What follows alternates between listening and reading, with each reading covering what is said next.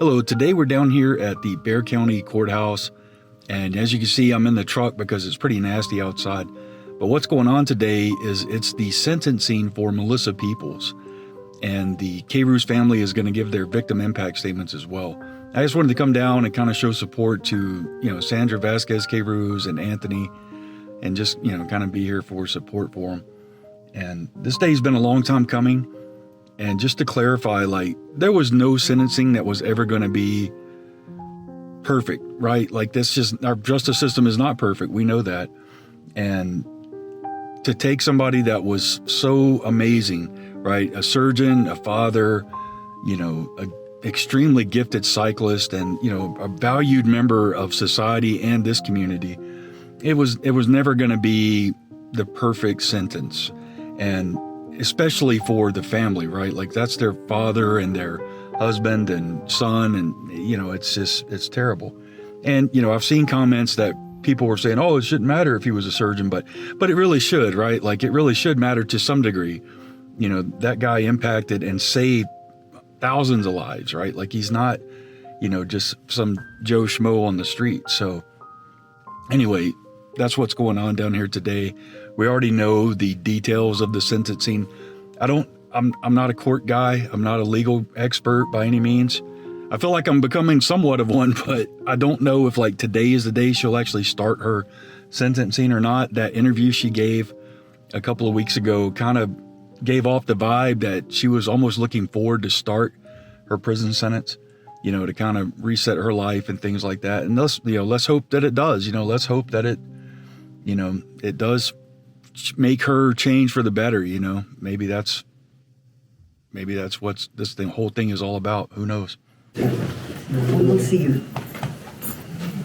He'll be a month. Well, I think that that apology was not sincere. It seemed to be focused on herself as being the victim instead of acknowledging that my husband was the victim and my son and my family were the victims.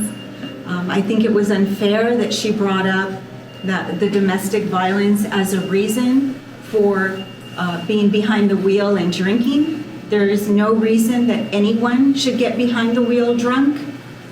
So I didn't buy that. And also unfair that her husband didn't have the opportunity to counter that.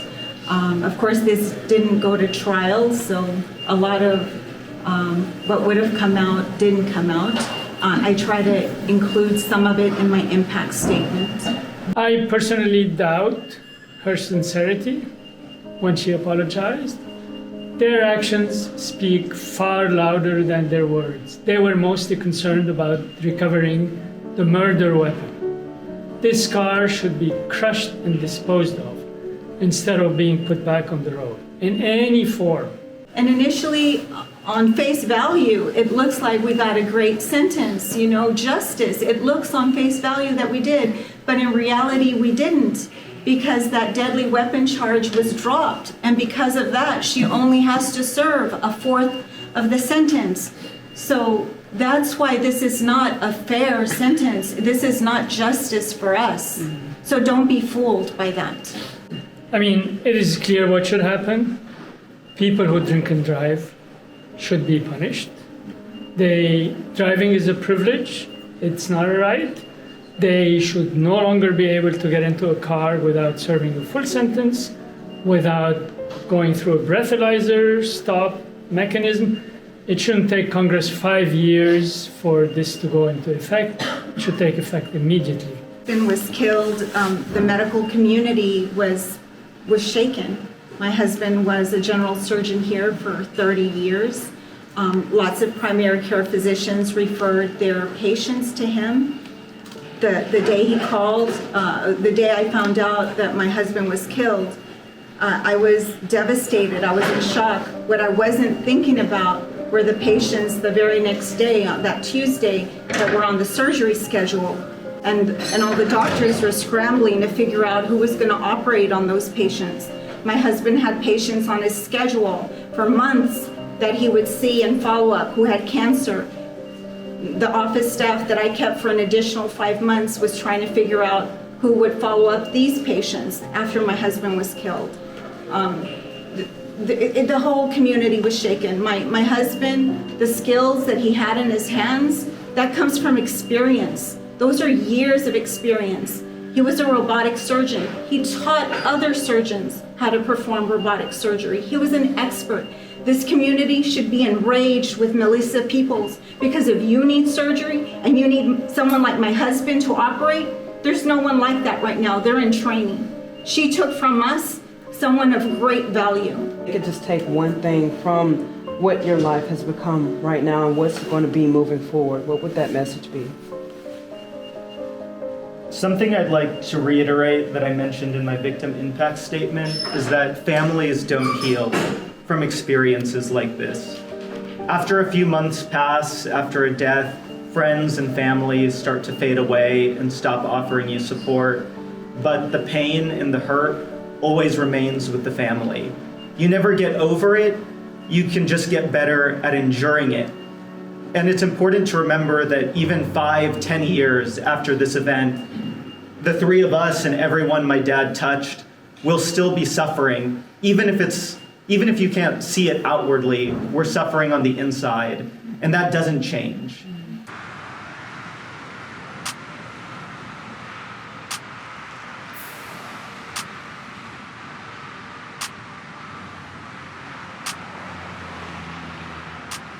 Like, this was a repeat offender that is going away. And, for me, one of the big takeaways was, Sandra pushing for Melissa Peoples to do her full 15 years, and I couldn't agree more. Like, that would be the honorable thing to do at this stage, right? It was a very emotional day. It was emotional during the victim impact statements. It was emotional afterwards, talking with the family, and you could really feel the anger in Naji's twin brother's comments, and like that rawness, and the prosecutors and the judge even afterwards, kind of spoke with them and, didn't disagree with his statements about, it's not true justice, it's as close as we can get. It's an approximation of justice.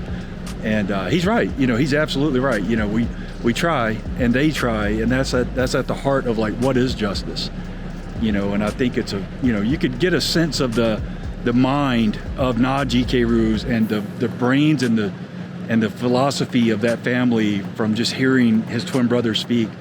And it's amazing, absolutely amazing, like that we lost as a society. And what Sandra was saying, and we've been saying it the whole time, the people that were understood what we lost was, it wasn't just that she killed Naji, or that whatever, or the people that are saying that like, oh, it shouldn't matter if he's a surgeon, or if he's one of these guys that lives over here outside of the cathedral. But it does, because Naji had months of patients on his schedule of people's lives that he could have saved, for sure. And they may have gotten help, but they didn't get help from him. And he saved how many hundreds of thousands of lives, and it'll never be 100%, because like everything's a ripple, and because that one decision that day, it wasn't an accident, it was a decision that day to drive drunk, killed that man, and it rippled and echoed out into the rest of society, especially local in San Antonio and in this region of Texas.